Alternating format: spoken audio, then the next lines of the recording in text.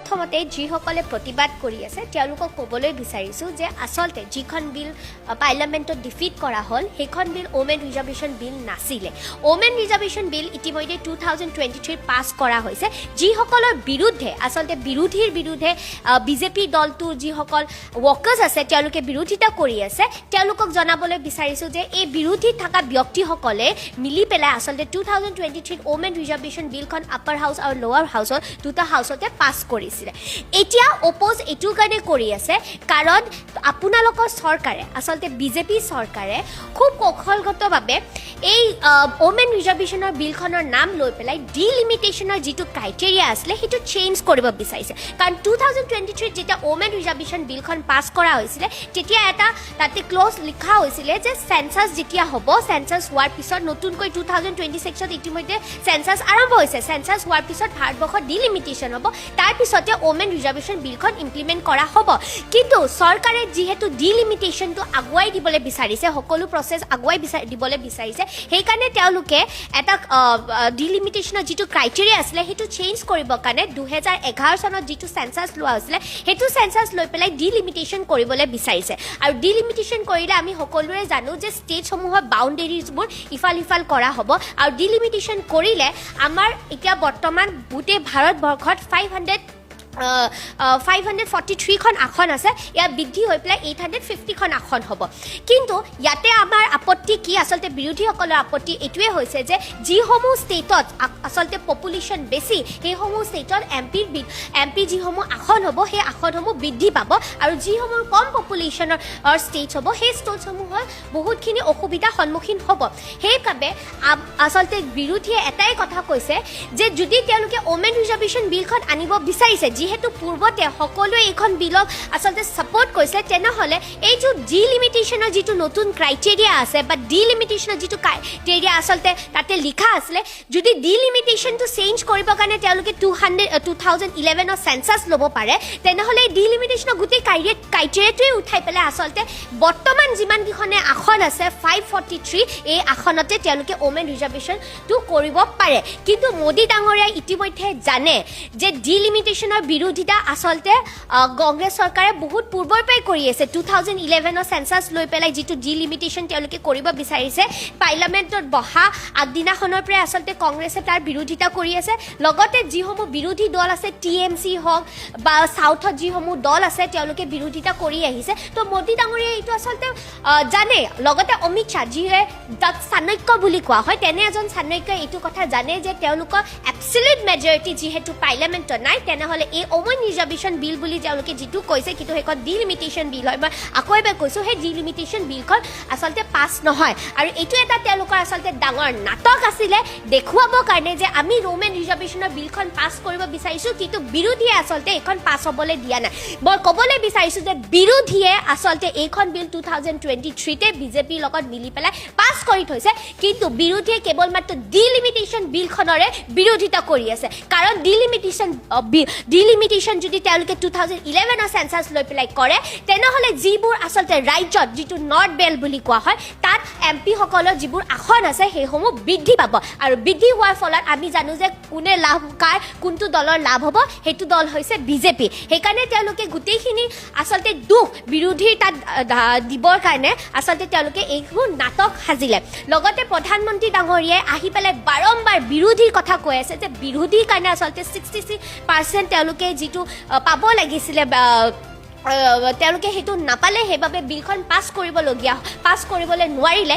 কিন্তু একে সময়তে তেওঁ এই কথাটোৰ প্ৰশ্ন যিটো আচলতে বাৰম্বাৰ বিৰোধীয়ে কৈ আছে বা সুধি আছে যে আপোনালোকে যদি ওমেন ৰিজাৰ্ভেশ্যন বিলখন আনিবলৈ বিচাৰিছে তেনেহ'লে বৰ্তমান 543 যিখন আসন আছে তাতে যদি আপোনালোকে ইচ্ছা কৰে তেনেহ'লে ডিলিমিটেশ্যন হোৱাৰ পিছতহে ওমেন ৰিজাৰ্ভেশ্যন বিলখন আনিম বুলি যিটো আপোনালোকে কৈছিলে সেইটো ক্ৰাইটেৰিয়া আপোনালোকে যদি উঠাই দিয়ে তেনেহ'লেও আপোনালোকে ওমেন ৰিজাৰ্ভেশ্যন বিলখন আনিব পাৰে সেই প্ৰশ্নৰ উত্তৰ কিন্তু আমি প্ৰধানমন্ত্ৰী ডাঙৰীয়াই দিয়া দেখা নাই সেইকাৰণে যিসকলে এতিয়া ৰাজপথলৈ ওলাই আহিছে প্ৰতিবাদ কৰিবৰ কাৰণে তেওঁলোকক অনুৰোধ জনাইছোঁ যে আপোনালোকৰ যি মুৰব্বী আছে দলৰ মুৰব্বী তেওঁলোকক প্ৰশ্ন কৰক যে যদি সঁচা অৰ্থত বিজেপিয়ে ওমেন ৰিজাৰ্ভেশ্যন বিলখন আনাটো বিচাৰিছে তেনেহ'লে এই ডিলিমিটেশ্যনৰ ক্ৰাইটেৰিয়াটো তেওঁলোকে কিয় উঠাই ল'বলৈ নোৱাৰে লগতে বিজেপিয়ে এই 543 যিখন আসন বৰ্তমান আসন আছে তাতে কিয় ওমেন সেইখিনি আসনতে কিয় ওমেন ৰিজাৰ্ভেশ্যন বিলখন আনিব নোৱাৰে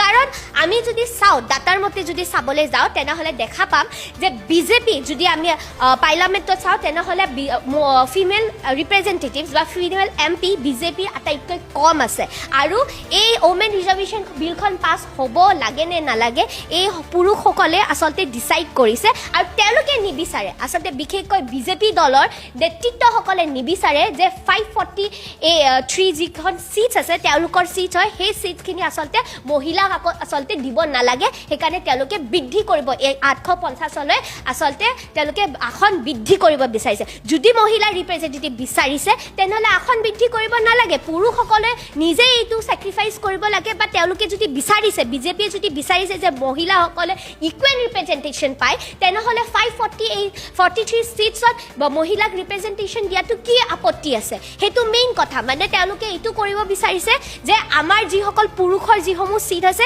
সেইখিনি অলৰেডি ছিকিউৰ থাকক আমি মহিলাসকলক দিবৰ কাৰণে এক্সট্ৰা কৰি ছিট বনাইছোঁ এইটো মানে হৈছে তেওঁলোকে জাষ্ট আমাক দিবৰ কাৰণে এডজাষ্টমেণ্ট কৰিছে মহিলাক এডজাষ্টমেণ্ট নালাগে আমাক ইকুৱেল ৰিপ্ৰেজেণ্টেশ্যন লাগে আপোনালোকে যদি ৰিপ্ৰেজেণ্টেশ্যন দিব খুজিছে তেনেহ'লে ইতিমধ্যে আপোনালোকে 543 যিখন ছিট আছে সেইখিনি আসনতে আপোনালোকে আচলতে আমাক দিব পাৰে লগতে বিজেপিয়ে মহিলাৰ কথা কৈছে এইটো দলে মহিলাৰ কথা কৈছে যিটো দলৰ ব্ৰিজভূষণৰ দৰে ব্যক্তিক ৰখা হৈছে তেওঁৰ দৰে ব্যক্তিক আচলতে আনি পেলাই আচলতে পাৰ্লামেণ্টত বহোৱা হৈছে যিটো দলে আজিলৈ নিজৰ নেশ্যনেল প্ৰেচিডেণ্ট এগৰাকী মহিলা দিবলৈ নোৱাৰিলে বিজেপিয়ে যদি সঁচা অৰ্থত বিচাৰিছে মহিলা আগবাঢ়ি অহাটো তেনেহ'লে প্ৰথমতে তেওঁলোকে নিজৰ দলৰ পৰাই আৰম্ভ কৰক আজিলৈ কিয় তেওঁলোকে এজন নেশ্যনেল প্ৰেচিডেণ্ট মহিলাক দিবলৈ পৰা নাই তেওঁলোকে প্ৰধানমন্ত্ৰী দৌৰৰ বাবে কিয় এগৰাকী মহিলাক আগবঢ়াই দিব পৰা নাই তেওঁলোকে কংগ্ৰেছৰ কথা কৈছে TMCৰ কথা কৈছে কংগ্ৰেছে ইতিমধ্যে মহিলা প্ৰাইম মিনিষ্টাৰ দেখা পাইছে TMCৰ কথা তেখেতসকলে কৈছে TMCৰ ইতিমধ্যে আটাইতকৈ বেছি MP দিছে এইখন দেশৰ তেওঁলোকে 33%তকৈ বেছি মহিলা আচলতে MP আৰু MLA হিচাপে তেওঁলোকে টিকেট দিছে তো এইকেইটা দলৰ কথা কোৱাৰ আগতে তেওঁলোকে নিজে ঘৰখনত কিমান মহিলাক আগবাঢ়িব দিছে সেইটো কথা প্ৰথমতে তেওঁলোকে চাই লওক কংগ্ৰেছে চুৰ কৰিব নাজানে বিজেপিয়ে চুৰ কৰিব জানে কংগ্ৰেছে ৰাজনীতি কৰিব জানে আৰু বিজেপিয়ে কূটনীতি কৰিব জানে কংগ্ৰেছে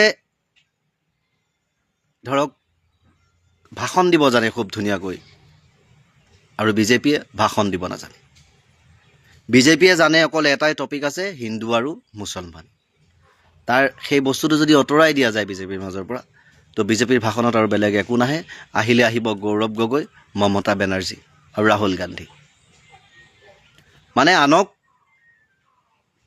আনক মানে নিবিন্ধাকে আনক মানে দুখ নিদিয়াকে আনৰ লগত শত্ৰুতা নকৰাকে কেতিয়াও মানে বিজেপি চৰকাৰে ৰাজনীতি কৰিব নোৱাৰে মই এটা কথা জানো যে মানুহেই তেওঁ হিন্দুৱেই হওক বা মুছলমানেই হওক এতিয়া ভাৰত পাকিস্তান বাংলাদেশ তো পাকিস্তানত মুছলমান আছে বাংলাদেশত মুছলমান আছে সেইকাৰণে ভাৰতক কি কৈছে ইয়াত অকল হিন্দুৰহে স্থান আছে মুছলমানৰ স্থান নাই কিন্তু সেই মূৰ্খসকলে ইতিহাস জানে নাই যে এই ভাৰতবৰ্ষ বাংলাদেশ আৰু পাকিস্তান অতীজত এখনেই দেশ আছিল দেশ স্বাধীন হোৱাৰ পিছত এই দেশক বিভক্ত কৰি দিয়া হৈছিল আৰু তেতিয়াৰ পৰাই এই ভাৰতবৰ্ষত যিখিনি আছিলে মানে ভাৰতীয় যিখিনি মানুহ অতীজৰ সেইখিনি নিজৰ ঠাইত থাকি গ'ল সেইখিনি মুছলমান হিচাপে তেতিয়াৰ পৰাই আছে এতিয়া নতুনকৈ জন্ম হোৱা নহয় ইয়াত আজু ককা দিনৰ পৰাই সেইখিনি মানুহ আমিও যিখিনি ইয়াত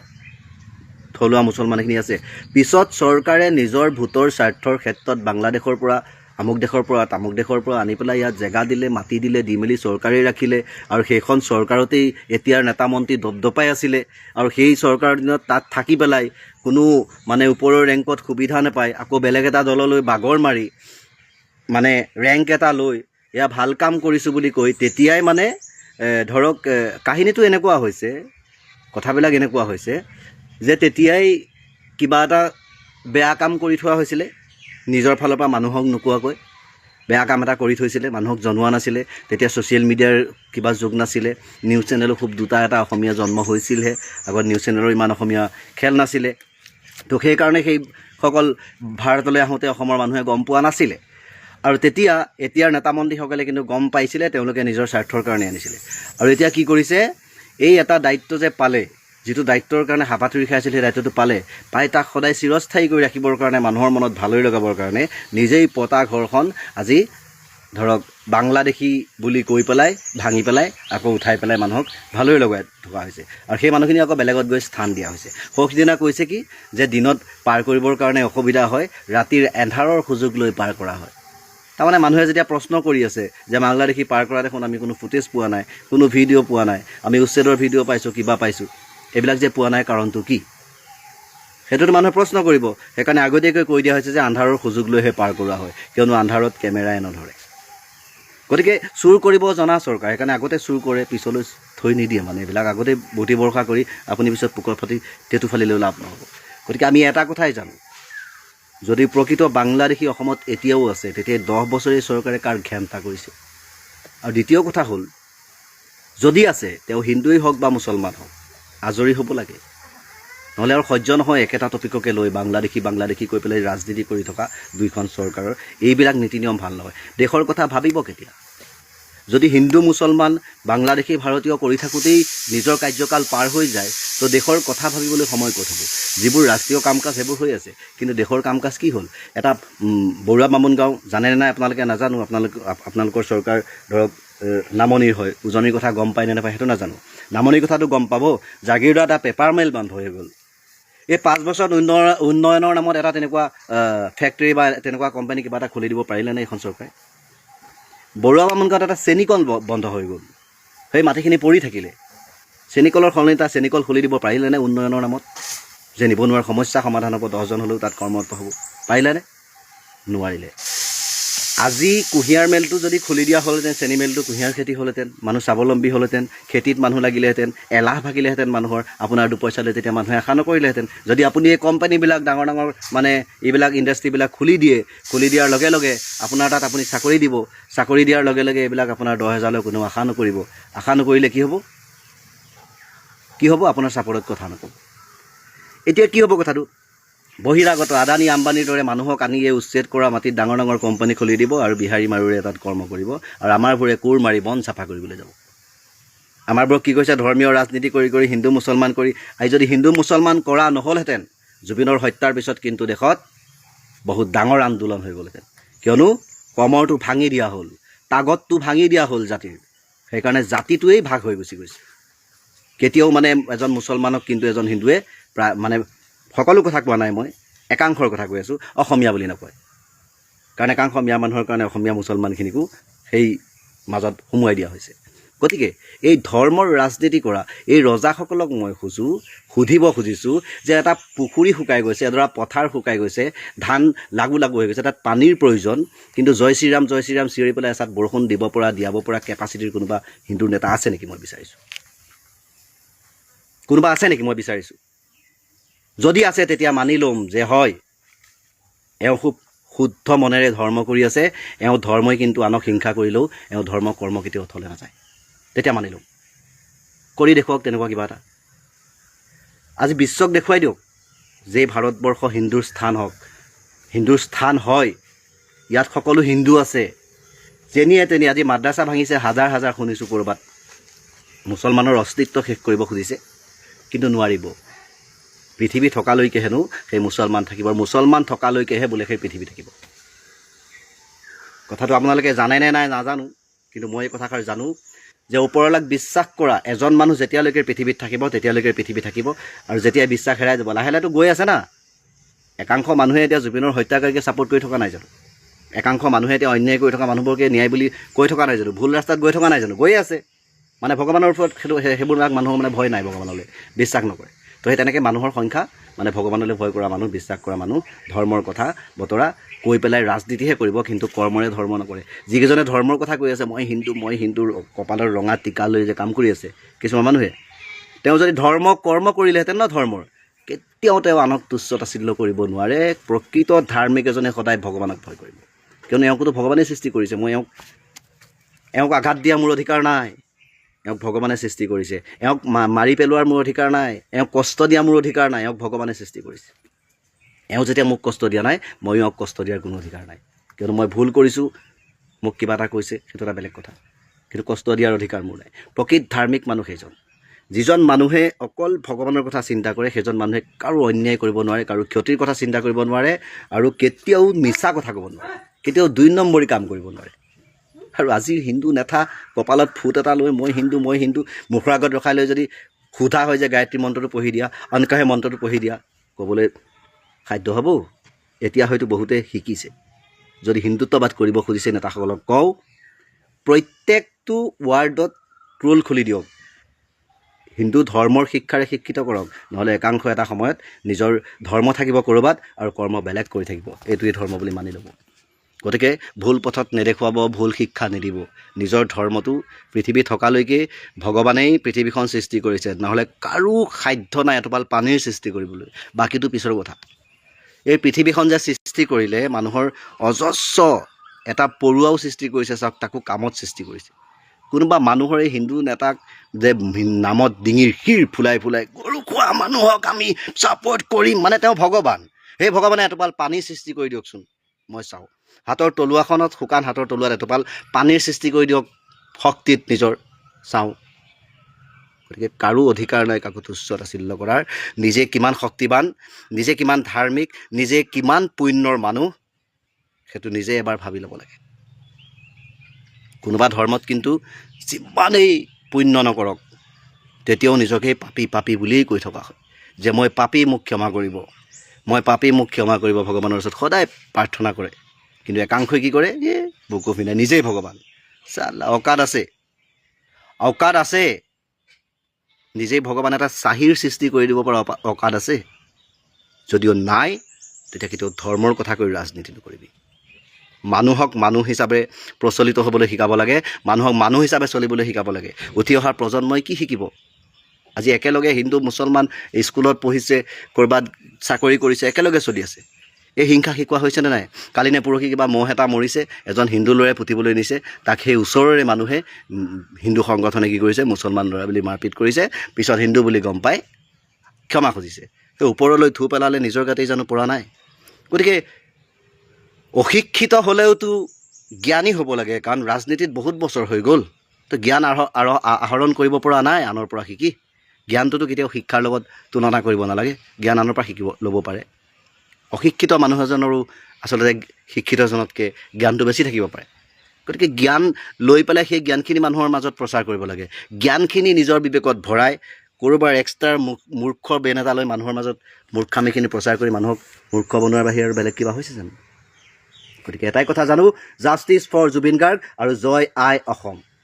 কেতিয়াও অসম দুভাগ হ'ব নোৱাৰে, কেতিয়াও জাতি ধৰ্মৰ নামত ই কেতিয়াও ভাগ হ'ব নোৱাৰে। শ্যামকানু মহন্তৰ ঘৈণীয়েক অনিতা ডেকা এইকেইদিন খুব বেছি আচলতে শক্তিশালী হৈ উঠা আমি দেখিছো।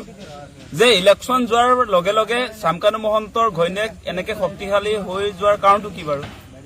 এইকেইদিন দেখিছো সাংঘাতিক ধৰণে তেওঁ মিডিয়াত ডাঙৰ ভীমৰ ভাষণ দি আছে যে বিশ্বৰ দৰবাৰত শ্যামকানু মহন্ত আৰু এই তেওঁৰ ঘৈণীয়েকে জুবিনদাক প্ৰতিষ্ঠা কৰা, এনেকুৱা ধৰণৰ কথা বতৰা শুনি আছো। মানে অসমৰ ৰাইজ কিন্তু বুৰ্বক নহয় দেই, এই মানুহবিলাক হৈছে অভিযুক্ত, হত্যাকাৰী। শ্যামকানু মহন্ত আৰু তেওঁৰ ঘৈণীয়েক, এই দুয়োগৰাকী মানুহে চৰকাৰৰ লগত, বিজেপি চৰকাৰৰ লগত মিলি আচলতে ছিংগাপুৰত নৰ্থ ইষ্ট ইণ্ডিয়া পাতিছিলে, নৰ্থ ইষ্ট ইণ্ডিয়া ফেষ্টিভেল। এই অনিতা ডেকা আচলতে গ্ৰেপ্তাৰ হ'বলগীয়া মানুহ, সেই মহিলাগৰাকীক SIT গ্ৰেপ্তাৰ নকৰিলেই এতিয়া তেওঁ আকৌ ভীমৰ বচন মাতি আছে, তেওঁ 6-4 কোবাই আছে। এইকেইদিন আমি দেখি আছো, আমি মৰি যোৱা নাই, সেই কথাটো কৈ থলো। আপুনি এনেকে সংবাদ মাধ্যমত আহি জুবিন দাক বিশ্বৰ দৰবাৰত প্ৰতিষ্ঠা কৰিছো বুলি যি ধৰণৰ আচলতে বক্তব্য দাঙি ধৰিছে নহয়, অসমৰ ৰাইজ বৰ্তমান ক্ষুভিত হৈ আছে।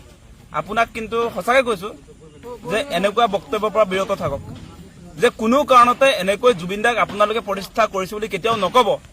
জুবিন গাৰ্গে নিজস্ব প্ৰচেষ্টাৰে 40,000তকৈ বেছি গান গালে, 18টাতকৈ বেছি ভাষাত গান গাইছে, বিশ্বৰ দৰবাৰত ইতিমধ্যে জুবিন গাৰ্গ প্ৰতিষ্ঠিত।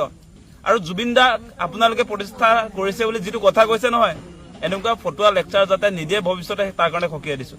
আৰু দ্বিতীয় কথাটো হৈছে যে হিমন্ত বিশ্ব শৰ্মাৰ লগত শ্যামকানু মহন্তৰ পৰিয়ালৰ যে এটা ঘনিষ্ঠ সম্পৰ্ক আছে, সেই কথাটো আজি স্পষ্ট ৰূপত প্ৰকাশ পাইছে। কাৰণ ইলেকশ্যনৰ পাছতেই শ্যামকানুৰ ঘৈণীয়েক শক্তিশালী হৈ উঠিছে।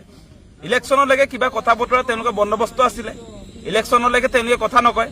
ইলেকশ্যনটো শেষ হৈ গ'ল, এতিয়া কথা মুখ মেলিছে, এতিয়া লম্ফজম্ফ কৰিবলৈ আহিছে, ডাঙৰ ডাঙৰ কথা ক'বলৈ আহিছে। তেওঁৰ কি স্বামী এই কি বুলি কয় ফেষ্টিভেল মহন্ত বোলে হত্যাকাৰী নহয়। হত্যাকাৰী হয় নে নহয় অসমৰ ৰাইজে দেখিছে। জুবিন দাই ৰুগীয়া গাড়ী ছিংগাপুৰলৈ এই শ্যামকানু মহন্তৰ হেঁচাৰ কাৰণে যাবলগীয়া হৈছিলে। আৰু আমি দেখিছো নহয় শ্যামকানু মহন্তই যে জুবিন দা যদি ছিংগাপুৰলৈ নাযায় তেতিয়াহ'লে তেওঁ আত্মহত্যা কৰিব, তেনেকুৱা বাতৰি প্ৰকাশ পাইছিলে। গতিকে এই কথা বতৰাবিলাক অসমৰ ৰাইজে পাহৰি যোৱা নাই। আৰু হিমন্ত বিশ্ব শৰ্মাই আমিতো জানোৱেই যে এই ফেমিলিটোৰ লগত তেওঁৰ যে এটা মধুৰ সম্পৰ্ক আছে, সেইকাৰণে যে আচলতে প্ৰথম অৱস্থাত কেনেকে আচলতে হত্যাকাৰী শ্যামকানু মহন্ত সিদ্ধাৰ্থ শৰ্মাহঁতক পূজাৰ দীঘলীয়া ছুটি দিছিলে, সেই কথাবিলাক আমি মনত ৰাখিছো। আমি সকলো কথা মনত ৰাখিছো। এই যে ছিংগাপুৰত থকা যিবিলাক আচলতে একাংশ হত্যাকাৰী আছিলে, এই আছাম এছ'চিয়েশ্যনৰ যিবিলাক বিষয়ববীয়া আছিলে তেওঁলোককতো গ্ৰেপ্তাৰ নকৰিলে, যিটো ইয়ট পাৰ্টি আয়োজন কৰিছিলে সেই মানুহবিলাক প্ৰথমতে এৰি দিলে। তাৰ পাছত একাংশক যেতিয়া গ্ৰেপ্তাৰ কৰিলে সেই কথাটোৰ সুৰুঙাটো তাতে সোমাই গ'ল যে এই কেছটো আচলতে আধাতে সামৰিব লাগিব এতিয়া। কাৰণ হত্যাকাৰীৰ মাজতো তেওঁ ক্লাছিফিকেশ্যন কৰি পেলালে, একেটা গ্ৰুপৰ একাংশক তেওঁ ধৰিলে আৰু বাকীখিনিক এৰি দিলে। গতিকে কোনো কাৰণতে এনেকে জুবিন দাই ন্যায় নাপায়, সেই কথাটো আমি আৰম্ভণিৰ দিনটোৰ পৰা কৈ আছো। আৰু এই গোটেই তদন্ত প্ৰক্ৰিয়াটোত যিহেতু হাইকমিছন অফ ইণ্ডিয়া বিজেপি চৰকাৰৰ কোনো আচলতে বিভাগ এই তদন্তৰ আওতাটোলৈ নাহিলে, গতিকে জুবিন দাই ন্যায় নাপায়, সেই কথাটো আমি কৈ আছিলো। গতিকে এই মুহূৰ্তত অসমবাসী ৰাইজক আহ্বান জনাম যে বৰ্তমান সময়ত মিছা কথা কৈ লাভ নাই।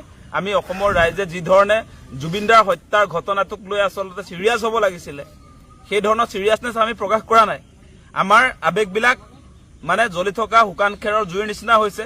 এমাহ জ্বলিলো, তাৰ পাছত এতিয়া নুমাই থাকিলে। এতিয়া কোনেও জুবিন দাৰ ন্যায়ৰ কথা নাপাতে, কোনেও নাপাতে। জুবিন দাৰ ন্যায়ৰ কথা এই মুহূৰ্তত কোনেও নাপাতে।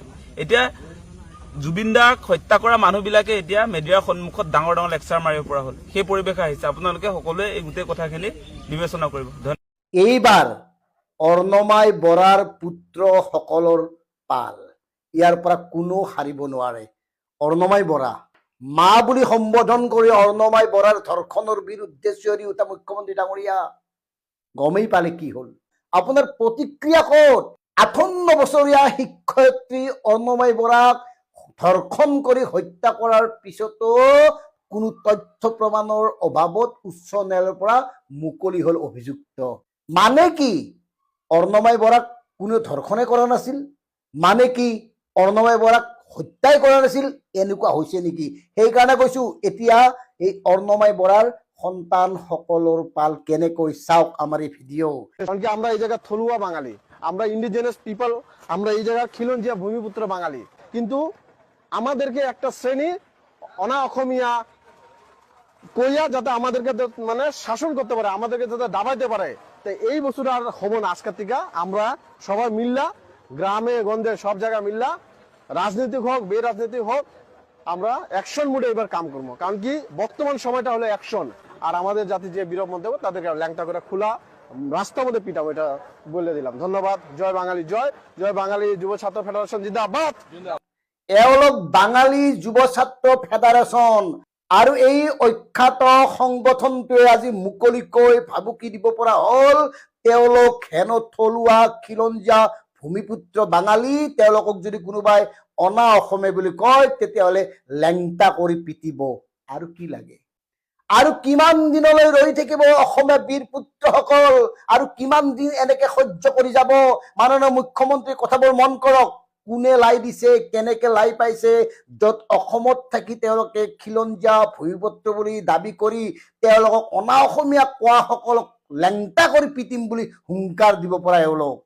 অসম আৰু অসমীয়াক সৰ্বদিশৰ পৰা সুৰক্ষিত কৰাৰ পৰিৱৰ্তে আমি কৰি আছো কি নিজকে এবাৰ প্ৰশ্ন সোধক অসমৰ ৰাইজসকল। আৰু এই যে বাঙালী সংগঠনটো এওঁলোক কেনেকে ভূমিপুত্ৰ খিলঞ্জীয়া, এওঁলোকে কেনেকে অসমত থাকি ধমকি দিব পৰা হ'ল? এওঁলোকে কাক ধমকি দিছে যিসকলে এওঁলোকক অনা অসমীয়া বুলি ক'ব?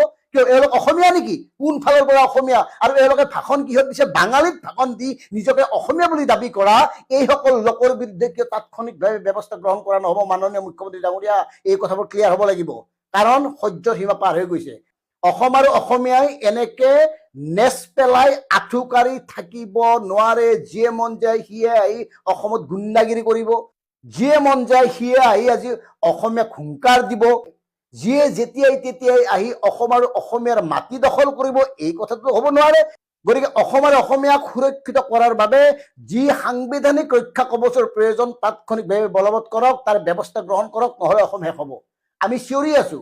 আগতে যেতিয়া গামোচাখন দুভাগ কৰা হৈছিল তেতিয়াও আমি কৈছিলো তলে তলে লতা নিয়াৰ চেও এওঁলোকৰ। এওঁলোকে যদি অসমত থাকি অসমীয়া বুলি নিজকে দাবী কৰে তেতিয়াহ'লে কিয় অসমীয়াত কথা নকয়? কিয় তেওঁলোকে অসমীয়া সাহিত্য চৰ্চা নকৰে?